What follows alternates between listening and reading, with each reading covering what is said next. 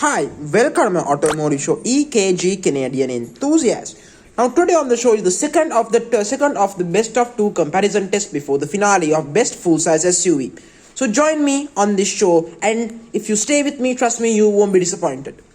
Now today it's the day for the Americans. Okay, it's the day for them. Let's see who's the best.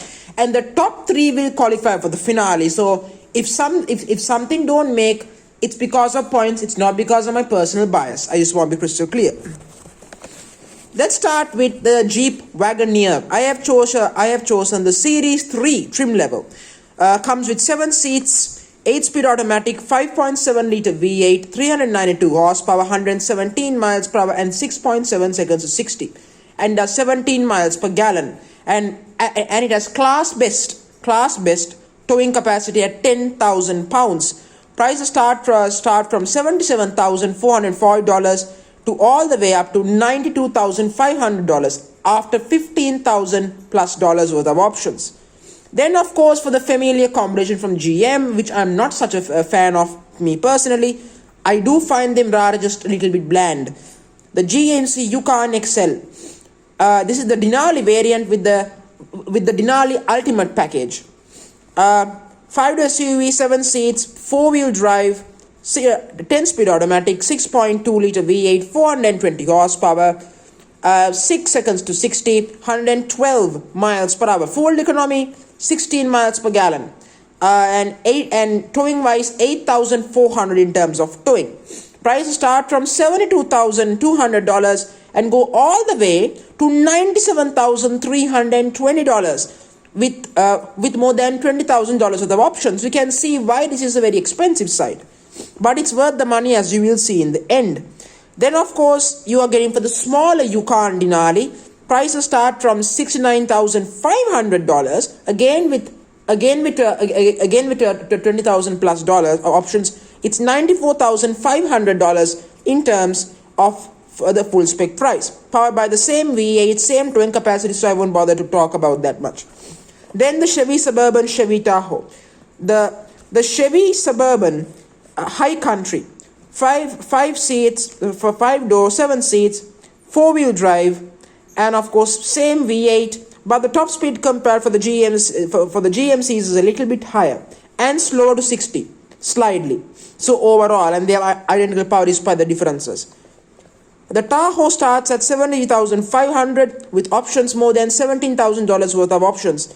Price tag $90,375, and towing capacity 8,400. The Suburban has a towing capacity of 8,300 and powered by the same V8 and identical performance and same fuel economy, 16 miles per gallon. There is no change in that, just so you should know.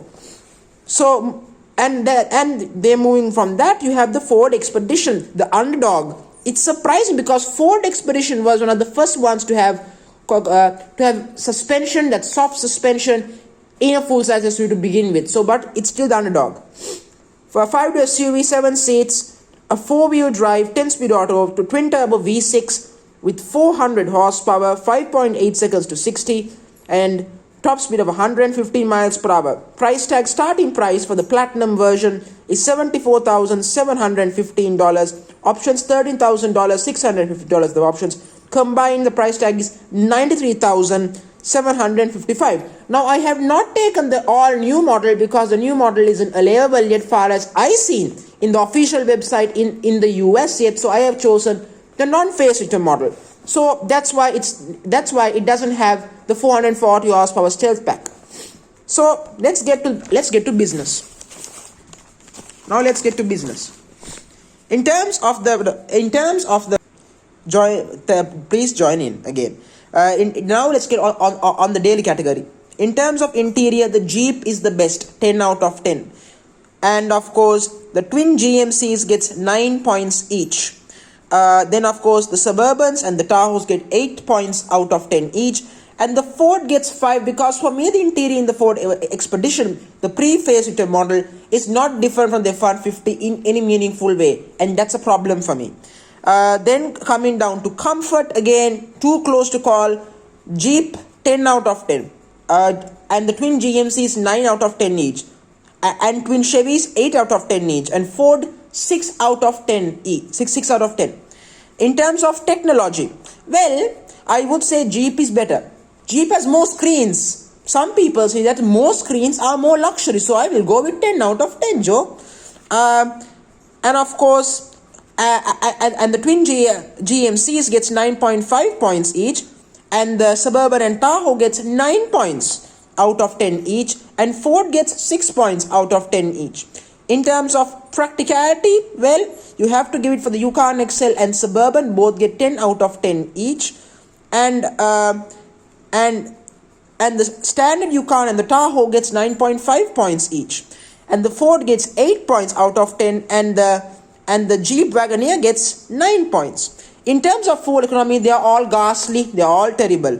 That's the general fact. I wish there was more twin turbo V6 engines offered actually. Ford 3 points out of 10, 1 out of 10 each for Yukon XL, Yukon and Suburban and Tahoe, and 2 out of 10 for the Jeep. How surprising is that? In terms of value for money, the twin GMCs are worth the money with the extra powerful V8 and etc. 10 out of 10 each. Jeep gets 9 points out of 10 because it's just behind in terms of performance in the general package.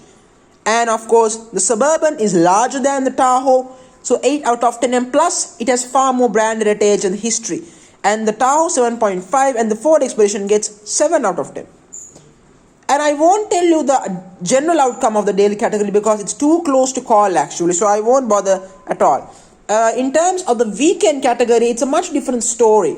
In terms of performance, GM have destroyed the competition, but that's my definition. 10 out of 10 each for Suburban, Tahoe and Yukon XL and Yukon. And 9 out of 10 for Ford, 8 out of 10 for Jeep. Affordability, they all get 10 out of 10. There's no question about that. In terms of handling, I believe the GM handles better compared to the two American competition. 5 out of 10 each for GMCs and Chevys each individually. And Jeep gets 3 out of 10 and Ford gets 2 out of 10. Towing wise, well, I would say that the Jeep gets 10 out of 10 class leading, of course, 9 points each for GMCs, for twin GMCs and Suburban, and the Tahoe has 8.5. And of course, the second best is the Ford Expedition, 9.5 out of 10. In terms of styling, for me, the Jeep looks best for me, 10 out of 10. And the GMCs both get 9 out of 10.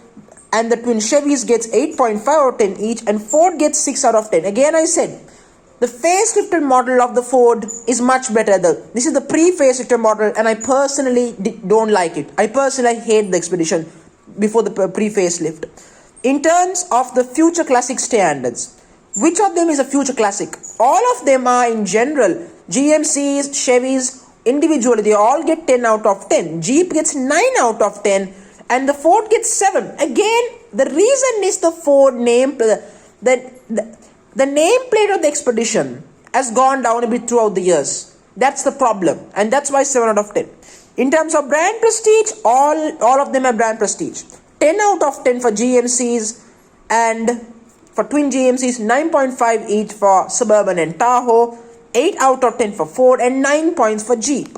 So, overall, the winner of the comparison test and the top 3 that will qualify for the finale is GMC Yukon XL, 111.5 points. The GMC Yukon Denali, 111 points. Jeep, 110 points. So overall, GMC and Jeep joins the finale.